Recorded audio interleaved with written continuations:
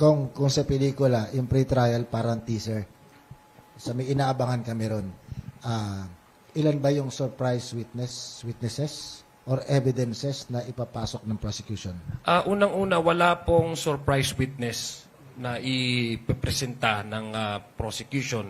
And that goes also to the defense. Ang meron po ay reserved witness. Ibig sabihin, pag sinabi pong reserved witness ay meron pong nakatakdang araw kung kailan po ang magkabilang panig ay i-inform ang korte. No?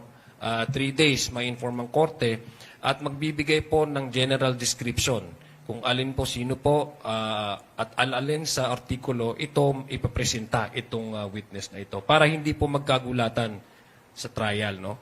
Para mapagbigyan po din po ng pagkakataon ng kabilang panig na mag-prepare po sila for an eventual cross-examination. So yun po ang pinapayagan ng korte, wala pong surprise witness.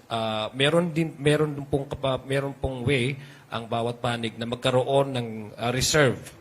Ibig sabihin, it's either hindi pa po available, kasi hindi lang witness ang pinag-uusapan natin, even material evidence, testimonial evidence na hindi available nung oras na yon, meron pong discretion or merong leeway ang magkabilang panig, ang prosecution at ang depensa na magkaroon ng reserve witness.